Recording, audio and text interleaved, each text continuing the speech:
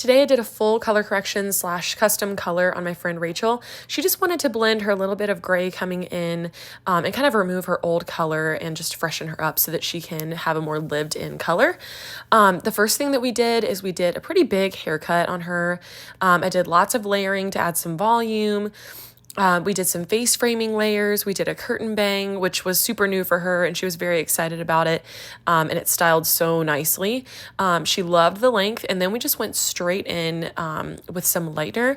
I used Redken Flash Lift with 7 volume, and then 10 volume, and then 20. I just mixed up several bowls as I went up the head, and I just took very, very thin slices and went from the line of demarcation from where her natural color ended to where the old color started.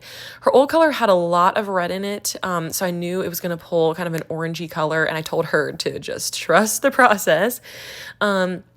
But you can see here that I'm starting in the back, taking super thin sections, really saturating the hair, and then you can see how many foils are in her head here in this clip. But I just continued this all the way up, just being really, really thorough. I made sure to take out the highlights that were previously there.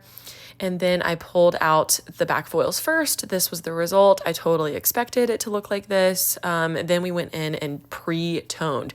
So basically I wanted to start off with kind of a clean canvas. So this is our toner. And then I washed and rinsed it out, and we went right into the process. So basically I'm just taking diagonal sections in the back, and I'm just re-saturating the parts that were blonde or kind of that orangey color. And I'm just using Redken Flash Lift with, again, 7 volume, and then I went up to 10 volume, and then I went up to 20, just as before. But this time I'm weaving the hair, and I kind of just went with her natural gray that I saw. She's about 25% gray, so I just, wherever I saw gray pieces, I would try to mimic that with my weaves. And then in between those foils, I went in with Goldwell. The color that I picked for her low light, it matches her roots super, super well. It's a 6SB silver brown. I went in between her foils with that, and it just blended so nicely with her roots.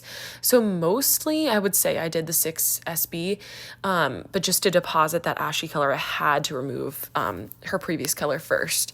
So then I'm doing more back-to-back slicing around her face because she has more gray in those areas. And then I added 1 low light in between some of those. I'm just continuing this all the way up the head. And then I went ahead and toned with Redken Shades EQ 8T10P. And there it is. And then here is the end result. We were extremely happy with this. Her grow out is going to be almost completely seamless. This is basically her natural color.